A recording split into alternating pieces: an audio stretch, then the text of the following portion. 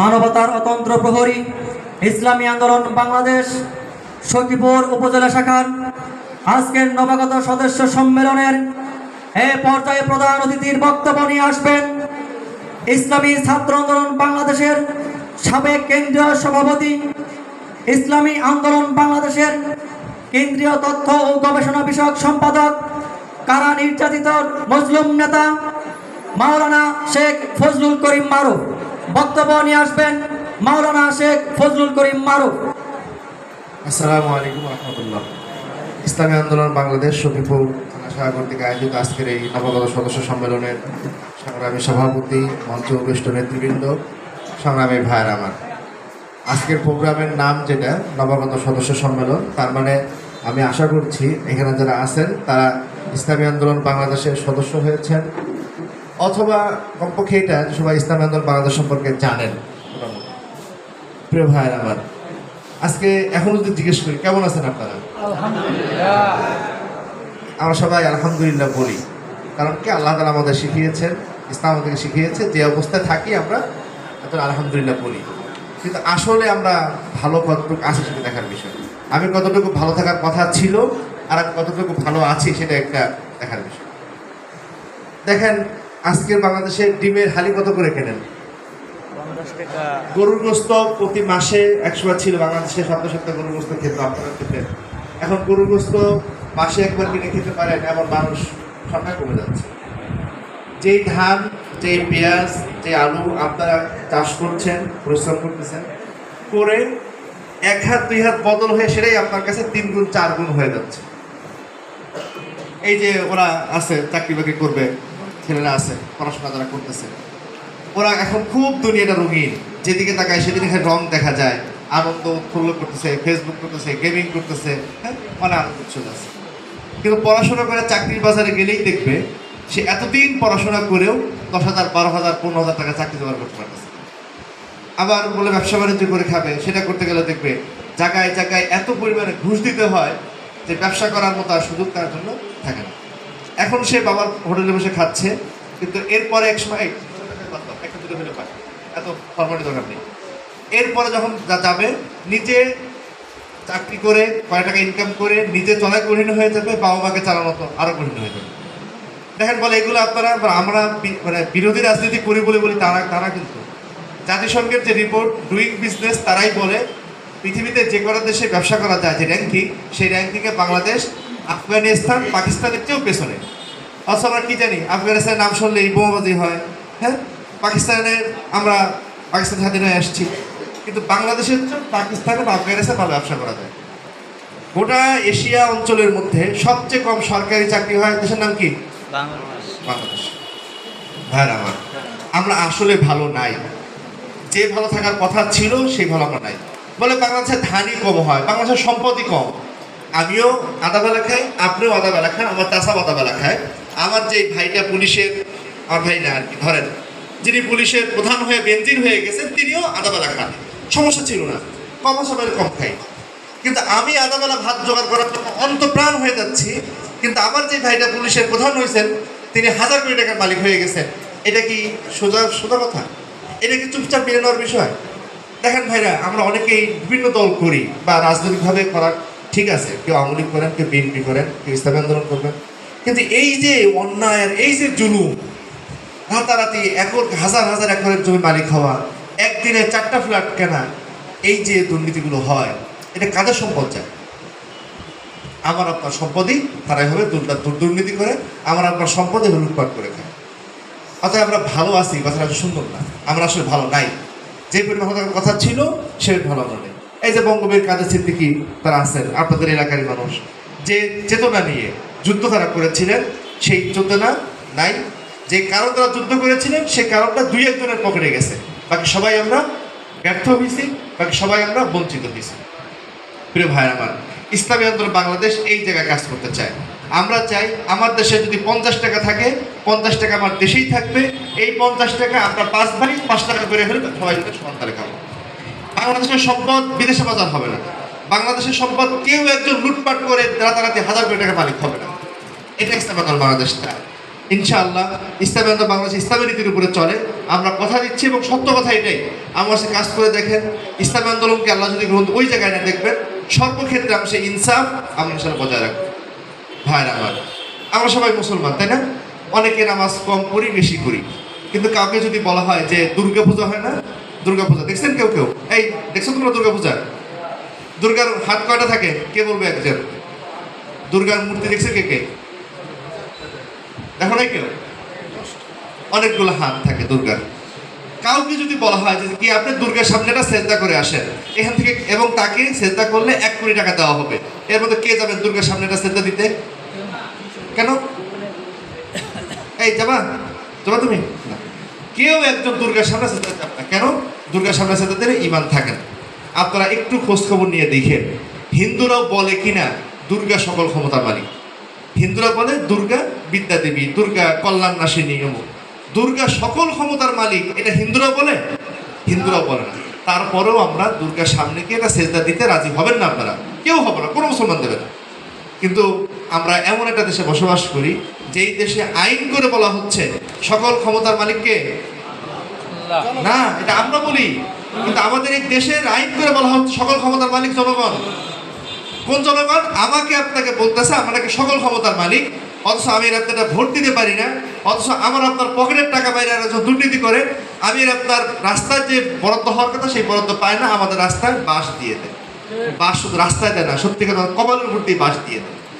সংগ্রামী ভাইরা আমার, তার মানে কি জানেন, একটা দুর্গার সামনে গিয়ে সেজদা দিলে যে পরিমাণ গুনাহ হওয়ার কথা, এই বাংলাদেশের সংবিধান মানলে তার চেয়ে বেশি গুনাহ হওয়ার কথা। কি মনে হয়? খুব ভালো আছি আমরা? হ্যাঁ, ভালো নাই। এরকম ইসলামী আন্দোলন বাংলাদেশ এই জায়গায় কাজ করতে চাই। আমরা বলতে চাই সকল ক্ষমতার মালিক আল্লাহ, মানুষ আল্লাহর খলিফা। এই সম্পদের বিধি বন্টন করবো হলে মানুষ, এবং সেই মানুষের উপর কোনো জুলুম করা যাবে না, নিপীড়ন করা যাবে না। মানুষের যতটুকু সম্পদ সে পাওনা তার অধিকার তাকে দিয়ে দিতে হবে। এর নাম হলো ইসলামী আন্দোলন বাংলাদেশ। প্রিয় ভাইয়ের আমার, আমরা বাংলাদেশে রাজনীতি করি। আমরা সবাই জানি, অনেকেই বলে যে বাড়ির মধ্যে মানে কেউ যদি খারাপ কাজ করে তাকে পলিটিক্স করা বলা হয়, তাই না? এলাকার মধ্যে পলিটিক্স করে বলা মানে যে কুটনামি করে, মানুষের শত্রুতা লাগায়, দুষ্টামি, পলিটিক্স করা বলা হয়। এই রাজনীতির মধ্যে যারাই করে একটা টেন্ডেন্সি দাঁড়ায় গেছে, নেতার পেশা কি কিছুই না, কিন্তু নেতার বাড়ি গাড়ি আছে, তার মানে কি নেতা চাঁদাবাজি করে। এটা বাংলাদেশের টেন্ডেন্সি না?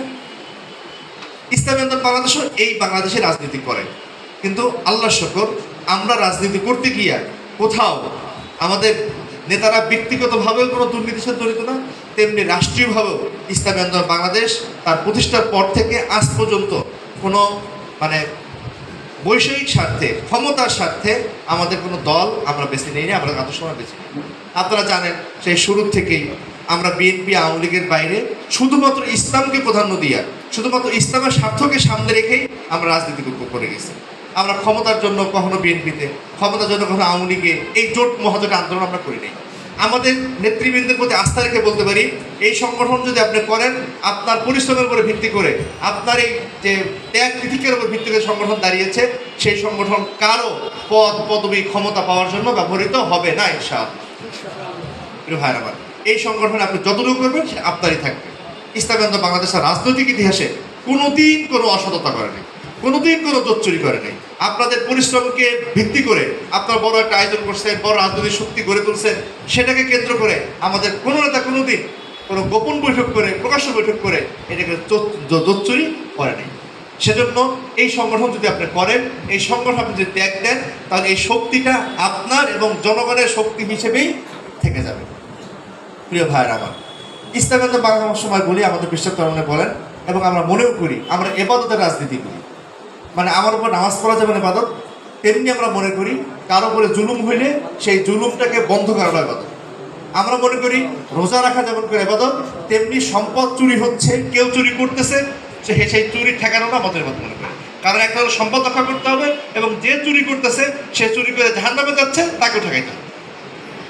ইসলামী আন্দোলন বাংলাদেশ মনে করে সাম্য, মানবিক মর্যাদা, সামাজিক ন্যায় বিচার প্রতিষ্ঠার যে আন্দোলন, এটা আমাদের ইবাদতের অংশ। কারণ রাসূলুল্লাহ সাল্লাল্লাহু আলাইহি ওয়াসাল্লাম এই পৃথিবীতে আসার পর থেকে, তিনি নবুয়ত পাওয়ার পর থেকে প্রত্যেকটা মুহূর্ত তিনি সাম্য, মানবিক মর্যাদা এবং সামাজিক ন্যায় বিচার প্রতিষ্ঠার জন্য কাজ করে গেছেন। সেজন্য ইবাদত মনে করি। আর এবাদত করতে গিয়া যখন বারাকমা করা যায় না, ইসলামের বাইরে কখনো যাওয়া যায় না কোনো বৈষয়িক স্বার্থে। ধরেন আজকে প্রচণ্ড গরম, জুমার সময় হয় না, আমি বাইরে দাঁড়ায় আছি, বলে আজকে বেশি গরম, আজকে না আমাদের সেল একটা করে কম দেই, দেওয়া যায়? যায়। আবার ধর খুব এসির মধ্যে আছি, আরামে আছি, মনে খুব আল্লাহর প্রতি ইবাদত করতে ইচ্ছা করতেছে, বলে জুমার নামাজে প্রতি টাকাতে সেজদা 3টা করে দিই, দেওয়া যায়? যায় না। কারণ কি, এবাদতের মধ্যে খারাপ লাগলেও বাড়ানো যায় না, কমানো যায় না, আবার খুব ভালো মনে থাকলে এবাদতের মধ্যে বাড়তি কিছু করা যায় না। আল্লাহ তাআলা যা বলেছেন তাই করতে হয়। ইসলামী আন্দোলন বাংলাদেশে তাই মনে করি যে আমরা রাজনীতি করতে আসছি, এটা একটা এবাদত। এই এবাদত করতে গিয়া আমরা কোথাও কোনো বাড়তি কাজও করবো না, আবার কোনো কমতি কাজও করবো না। আল্লাহ তাআলা যা বলেছেন, রাসূলুল্লাহ সাল্লাল্লাহু আলাইহি ওয়াসাল্লাম যা যা করতে বলেছেন, আমরা তাই তাই করবো। তার নাম হলো ইসলামী আন্দোলন বাংলাদেশ। প্রিয় ভাইয়ের আমার, ইসলামী আন্দোলন বাংলাদেশের যিনি আমির, তিনি একজন পীর, আধ্যাত্মিক পীর। তিনি মানুষকে হেদায়েতের দিকে ডাকেন, জাহান্নাম থেকে ফিরিয়ে আনার জন্য তিনি মানুষকে ডাকেন।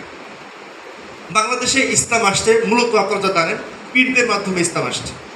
পীররা, সুফিরা, দরবেশরা বাংলাদেশের গ্রামে গ্রামে গিয়ে, এলাকায় এলাকায় গিয়ে তারা ইসলাম প্রচার করছেন। বাংলাদেশের মাটির সাথে মিশে গেছেন, বাংলাদেশের মানুষের সাথে মিশে গেছেন। ইসলামী আন্দোলন বাংলাদেশ চরিত্রগতভাবে মাটির সাথে মানুষের সাথে মিশেই রাজনীতি করে। সেজন্য আমি এখানে যারা উপস্থিত হয়েছেন সবাইকে আহ্বান করব যে ইসলামী আন্দোলন বাংলাদেশের সাথে এখনও যারা যোগ দেন নাই, এখনও যারা খাতা কলমে সৎসেবা করেন নাই, তাদের প্রতি আহ্বান থাকবে যে আসেন, ইসলামী আন্দোলন বাংলাদেশে যোগ দেন, যোগ দিয়ে আমাদের কার্যক্রম দেখেন, যা যা বলি তা করি কিনা। যদি তা করি এবং দেখেন যে সত্যিকার অর্থে ইসলামী আন্দোলন বাংলাদেশ আপনার স্বার্থে, দেশের স্বার্থে, জনগণের স্বার্থে, কৃষির স্বার্থে, মানবতার সাথে কাজ করছে, তাহলে আমাদের থাকেন, সকলে মিলে একটা সুন্দর বাংলাদেশ নির্মাণ করি। আর যদি দেখেন যে না, মিষ্টি মিষ্টি কথা বলে হুজুর মানুষ, কিন্তু গিয়ে দেশ বিরোধী কাজ করে, আপনাদেরকে বোমা বানায়, মজুদদারি করে, জালিয়াতি করে, দুর্নীতি করে, তাহলে ইসলামী আন্দোলন তো করিনি না, বরং আমাদেরকে জেল জুলুম দিয়ে দিয়ে।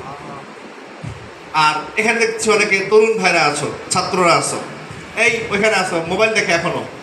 শোনো, দুনিয়া যা সুন্দর যায়, এই দুনিয়া সেই দুনিয়া না। আমাদের বাংলাদেশে আমরা বেকাররা যারা পড়াশোনা করতেছি, অনার্স মাস্টার্স করতেছি, করে আমরা চাকরি পাইনি। অথচ এই বাংলাদেশে ভারতের 15 লক্ষ মানুষ চাকরি করে। কেন? ভারত থেকে তারা আসে, এদেরকে মাথা 3টা, হাত 4টা, তারা খুব ভালো কিছু শিখে যায়, কিন্তু তারা চাকরি করে, আমরা চাকরি পাই। দেখো এখানে তারা পড়াশোনা করতেছে, এখন আসো, কে একজন বুকে হাত দিয়ে বলতে পারো তুমি এসএসসি পাস করে ফেলছো, এসএসসি পাস করে ফেলছো, অনার্স পড়ো, ডিগ্রিতে পড়ো, 5 কলম ইংরেজিতে লিখতে পারো, এমনকে বলতে পারো? পারো। 2 মিনিট ইংরেজি কথা বলতে পারে, এমন কেউ আছে? এই কথা নেই। কেন? তার মানে কি আমাদের এই অঞ্চলে যারা থাকে সবাই এখানে গবেট হয়?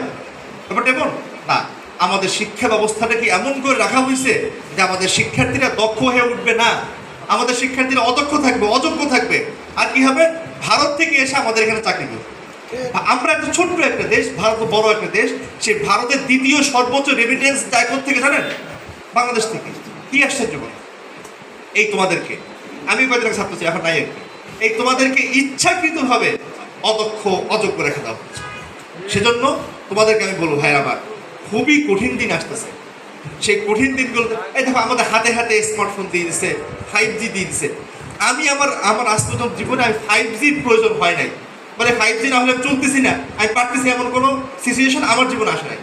আপনারা যারা তরুণ আছো, ওকে হাত দিয়ে দেখো তো, সত্যিকার অর্থে এমন কোনো দিন আসছে কিনা যেখানে 3G ইন্টারনেট, 4G ইন্টারনেট না হলে তুমি আটকে যাচ্ছ, কাজ করতে পারতেছো না, থমকে যাচ্ছ, এমন কোনো দিন আসছে? এক মুহূর্ত আসছে? আসে নাই। তার মানে আসলে 5G, 3G এগুলো খুব দরকারই নেই।